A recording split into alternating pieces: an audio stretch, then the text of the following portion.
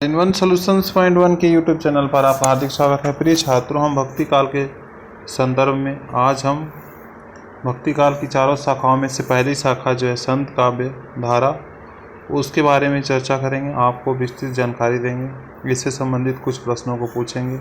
आप अंत तक इस वीडियो पर देखते जाइए और देखिए कि आपके लिए कितनी लाभदायक वीडियो है ये। और आप इस चैनल को सब्सक्राइब भी कर लीजिए ताकि आपको आने वाली आगे की वीडियो देखने को मिले, ताकि आप ज़्यादा से ज़्यादा उसका लाभ उठा सकें। तो आइए शुरू करते हैं प्रश्नों के साथ आज की वीडियो। ये संत काव्य धारा है, भक्ति काल की धारा।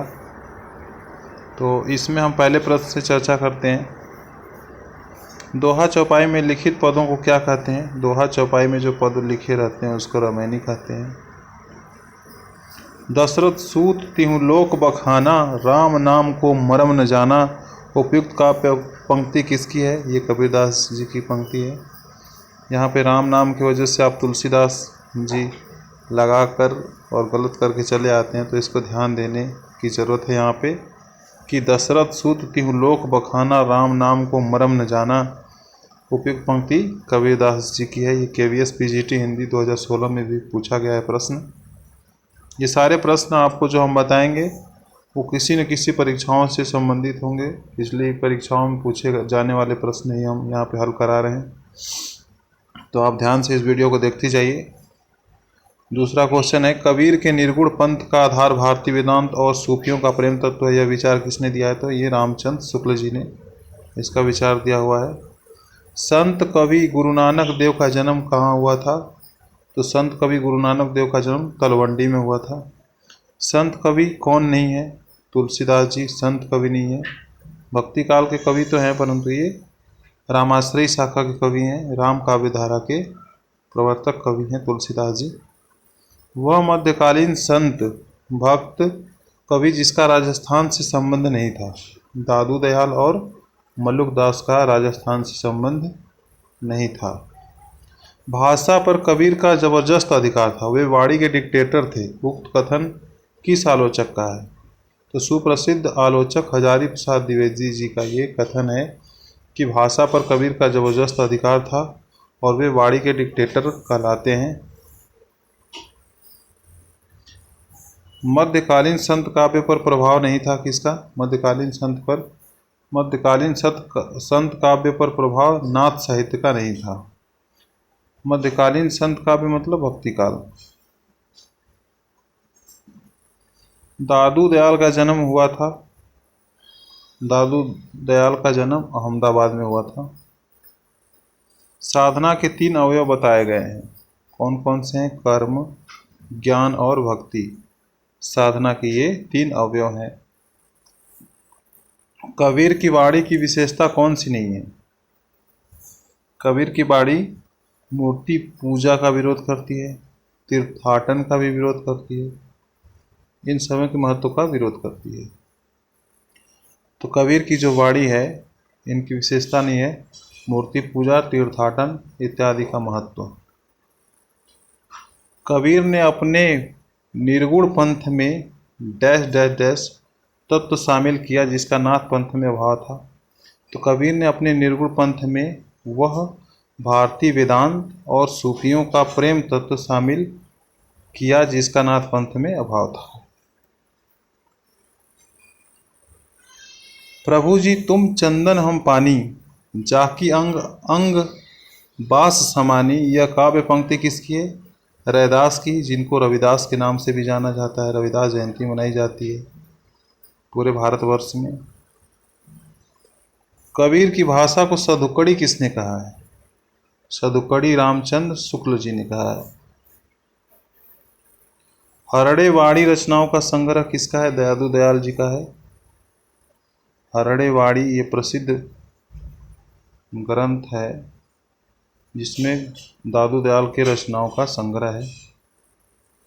ईश्वर के अस्तित्व को स्वीकार न करने वाला दर्शन क्या कहलाता है? चार्वाक दर्शन, जो ईश्वर के अस्तित्व को स्वीकार नहीं करता है। दादू पंथ का प्रधान पीठ दादू द्वारा स्थित है नारायणा में। कबीर के परलोकवास होने पर उनकी गद्दी किनको मिली थी? धर्मदास को। धर्मदास कबीरदास के जाने माने शिष्य रहे हैं। संत रज्जब द्वारा दादू दयाल की समग्र रचनाओं का संकलन जाना गया है अंगवधू के नाम से। संत रज्जब द्वारा दादू दयाल की समग्र रचनाओं का संकलन अंगवधू के नाम से जाना गया है। दार्शनिक विचारधारा की दृष्टि से भेदाभेदवादी विचारधारा से संबंधित संत का नाम कौन है? गुरु नानक। रामानंद का शिष्य कौन नहीं है? रामानंद का शिष्य धर्मदास नहीं है। निर्गुण पंथियों में सबसे अधिक शिक्षित और शास्त्रज्ञ कौन थे? सुंदरदास। कस्तूरी कुंडल बसे मृग ढूढ़े बनमाही, ऐसे घटी घटी राम हैं दुनिया देखे नहीं। प्रस्तुत पद में कौन सा है? कौन सा दर्शन है? तो अद्वैतवाद है। कौन सा मत है? अद्वैतवाद। कबीर को वाणी का डिक्टेटर किसने कहा है? आचार्य हजारी प्रसाद द्विवेदी ने। ये प्रश्न हमने पहले ऊपर ही देख लिए हैं। कबीर का हठ योग किससे प्रभावित था? तो सिद्ध एवं नाथ साहित्य से कबीर का हठ योग प्रभावित हुआ था।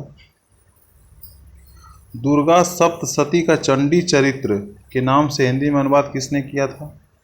गोविंद सिंह। सिखों के गुरु गोविंद सिंह।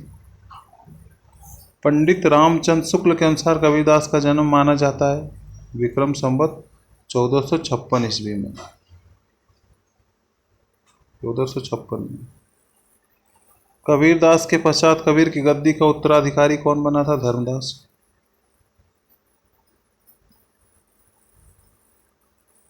ज्ञानाश्रयी शाखा से संबंधित है कबीरदास। ज्ञानेश्वरी शाखा के प्रवर्तक कवि माने जाते हैं कबीरदास।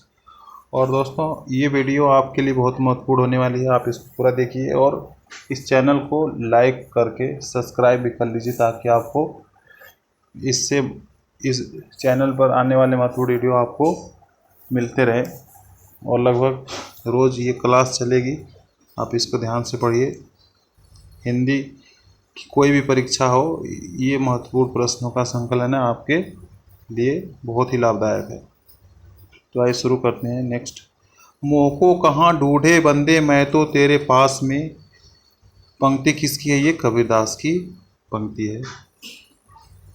नामदेव का संबंध किससे है? महाराष्ट्र से। महाराष्ट्र प्रांत से नामदेव का संबंध है। महाराष्ट्र के भक्तों में किनका नाम सबसे पहले आता है? नामदेव का। महाराष्ट्र के भक्तों में सबसे पहले नामदेव का नाम आता है। पंचगंगा घाट में कबीर किसके पैरों के नीचे पड़े थे? तो रामानंद के पैरों के पीछे पड़े थे, नीचे पड़े थे। कबीर के बीजक पर रची गई तिरजिया टीका किसकी है? पूरनदास की है। कबीर की भक्ति का अनिवार्य अंग क्या है? ज्ञान। ज्ञान ही कबीर के भक्ति का अनिवार्य अंग है। कबीर ने आलोचक, सुधारक, पथ प्रदर्शक व समन्वयकर्ता के रूप में उल्लेख किया है चेतावनी, कुसंग, माया, कनक, कामिनी, कपट इत्यादि का। चेतावनी, कुसंग, माया, कनक, कामिनी, कपट का कबीर ने आलोचक, सुधारक, पथ प्रदर्शक और समन्वयकर्ता के रूप में उल्लेख किया है। वह समीक्षक जिसने कहा शब्दों के जोड़ तोड़ में चमत्कार लाने के फेर में पड़ना कबीर की प्रवृत्ति के प्रतिकूल था, ये डॉक्टर श्याम सुंदर दास जो समीक्षक हैं उन्होंने ही कहा था शब्दों के जोड़ तोड़ में चमत्कार लाने के फेर में पड़ना कबीर की प्रवृत्ति के प्रतिकूल था। मन मेरा सुई तन मेरा धागा काव्य पंक्ति किस संत कवि की है? नामदेव की। ये बहुत महत्वपूर्ण प्रश्न है। मन मेरा सुई तन मेरा धागा काव्य पंक्ति संत जो है ये नामदेव के द्वारा ये रचित पंक्ति है। रामचंद्र शुक्ल के अनुसार आदि गुरु ग्रंथ साहब में रैदास के कितने पद संग्रहित हैं? रैदास मतलब रविदास के 40 जो पद हैं वो आदि गुरु ग्रंथ साहब में संग्रहित हैं। मैं कहता हूँ आँखिन देखी, मैं कहता हूँ आँखिन देखी, तू कहता कागद की लेखी, इस काव्य पंक्ति का आशय क्या है? स्वानुभव शास्त्रीय ज्ञान से बड़ा है, मतलब अपना अनुभव जो है वो शास्त्रीय जो किताबों के ज्ञान से बड़ा है। ये भी कबीर की ही पंक्ति है। मैं कहता हूँ आँखें देखी, तू कहता है कागज की लेखी। तात्विक दृष्टि से न तो हमें इन्हें कबीर को पूरे अद्वैतवादी कह सकते हैं और न ही एकेश्वरवादी। कबीर से संबंधित यह विचार किसका है? तो सुप्रसिद्ध आलोचक रामचंद्र शुक्ल जी का यह कथन है कि तात्विक दृष्टि से न तो हम इन्हें कबीर को पूरे अद्वैतवादी कह सकते हैं और न ही एकेश्वरवादी। कबीर के गुरु का नाम क्या है? रामानंद। कबीर के गुरु का नाम रामानंद है। सधुक्कड़ी भाषा से क्या आशय है? जिसमें अनेक प्रांतीय भाषाओं बोलियों के शब्दों का मिश्रण हो। सधुक्कड़ी भाषा का यही तात्पर्य है कि जिसमें अनेक प्रांतीय भाषाओं बोलियों के शब्दों का मिश्रण हो।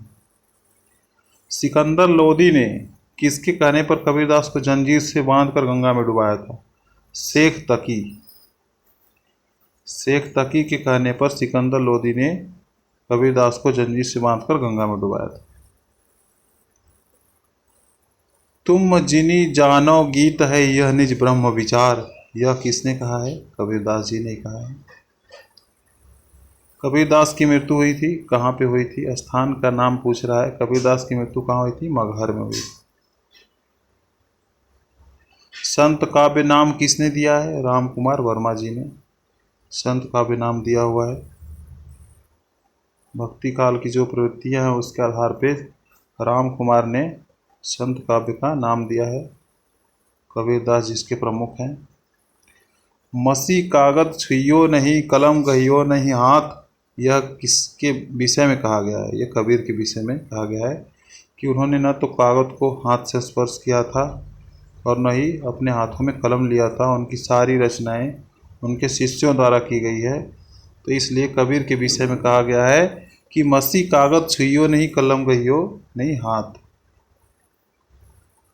कबीर जबकि पढ़े लिखे नहीं थे, साधु संतों की संगति में और देश काल समाज की परिस्थितियों को देखकर उससे सीखने के आधार पर उन्होंने जो भी कुछ कहा उनके शिष्यों ने उनको रचनाओं में संकलित किया। साखी शबद रामायणी बीजक में है जो संकलित है।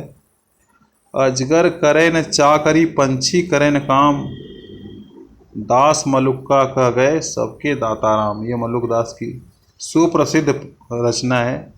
ये लगभग सभी परीक्षाओं में पूछे जाते हैं, जैसा कि यहाँ पे भी बताया गया। नवोदय विद्यालय संगठन टीजीटी 2016 में, यूपी पीजीटी 2011 में, एनवीएस टीजीटी 2019 में।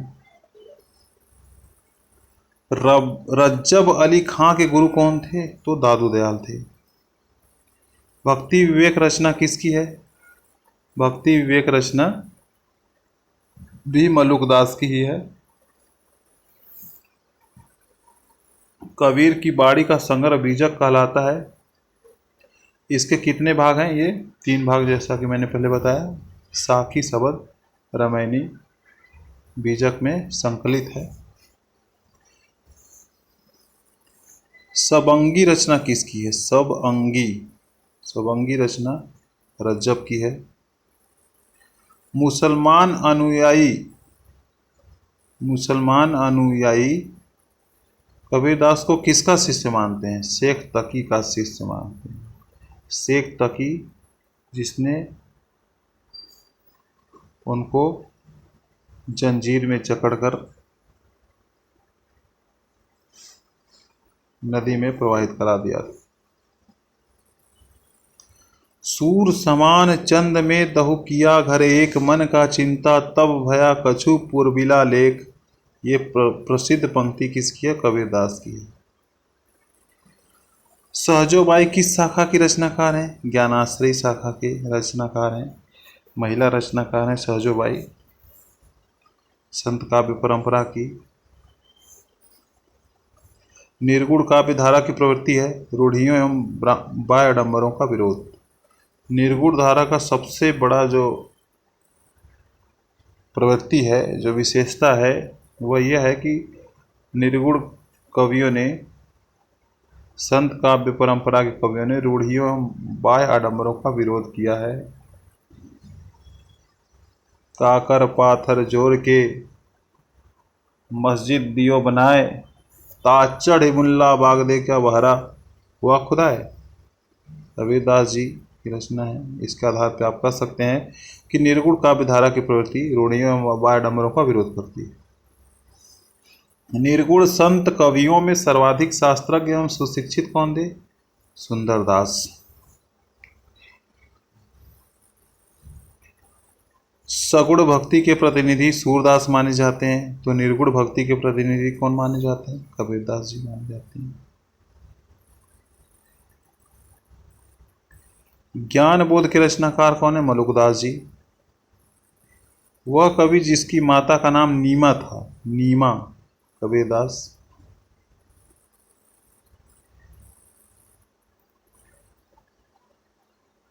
इसमें कोई संदेह नहीं कि कबीर को राम नाम रामानंद जी से ही प्राप्त हुआ, और आगे चलकर कबीर के नाम रामानंद के नाम से भिन्न हो गया। यह कथन रामचंद्र शुक्ल जी का है, जो प्रसिद्ध समालोचक हैं। हिंदी साहित्य का इतिहास इन्होंने ही लिखा हुआ है, जो प्रमाणिक रचना है।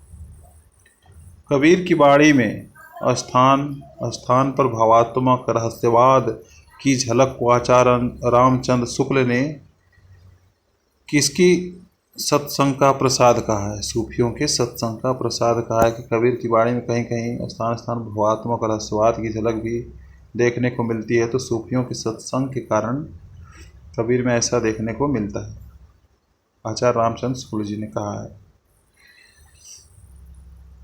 1455 साल गए चंद्रवर एक ठाठ गए, जेठ सुदी बरसायत को पूर्णमासी तिथि प्रकट भय। ये पंक्तियाँ किसकी है? तो ये पंक्तियाँ कबीर की ही है, जो कबीर के जन्म के विषय में प्रसिद्ध हैं। 1455 साल गए चंद्रवर एक ठाठ गए, जेठ सुदी बरसायत को पूर्णमासी तिथि प्रकट भय। वह काव्य धारा जिसमें मूर्ति पूजा और अवतारवाद का विरोध किया गया है, ये संत काव्य धारा में, जैसा कि पहले हमने चर्चा इसके बारे में कर चुके हैं। ज्ञानाश्रय निर्गुण काव्य का दार्शनिक आधार क्या है? अद्वैतवाद। अद्वैतवाद शंकराचार्य का जो दर्शन है अद्वैतवाद, उसी का ये दार्शनिक आधार है ज्ञानाश्रय निर्गुण काव्य। निर्गुण धारा ज्ञानाश्रय शाखा के कवि कौन थे? रैदास। उनको रविदास के नाम से जानते हैं। कबीरदास को मानवतावादी कवि कहा जाता है, क्योंकि उन्होंने मानव में भेद न करते हुए सबके उत्थान की बातें की हैं। रैदास का दूसरा नाम क्या है? रैदास का दूसरा नाम रविदास जी है। गुरु ग्रंथ साहब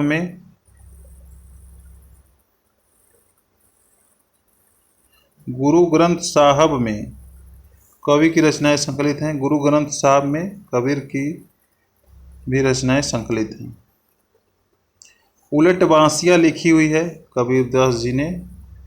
कबीर ने उलट बांसियाँ भी लिखी हुई है, जैसे एक उलट बांसी।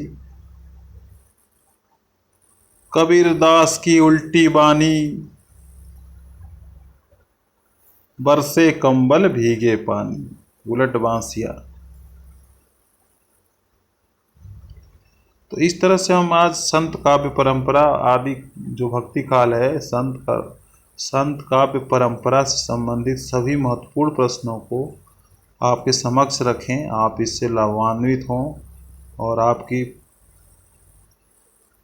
जल्द से जल्द प्रगति हो, उन्नति हो, इसी आधार पे आपको ये वीडियो बनाया गया है। आप इससे लाभान्वित होंगे, मुझे पूर्ण आशा एवं विश्वास है। तो दोस्तों, अगर ये वीडियो आपको पसंद आई हो, चैनल को सब्सक्राइब कर लीजिए और बेल आइकन दबा दीजिए, ताकि आपको महत्वपूर्ण वीडियो इस प्रकार के मिलते रहें। और कमेंट बॉक्स में लिखिए कि आपको और किस तरह से वीडियो आपको चाहिए, तो हम पूरी कोशिश करेंगे उस टॉपिक पे वीडियो बनाएंगे। तब तक के लिए हमें इजाज़त दीजिए। धन्यवाद। शुभ संध्या।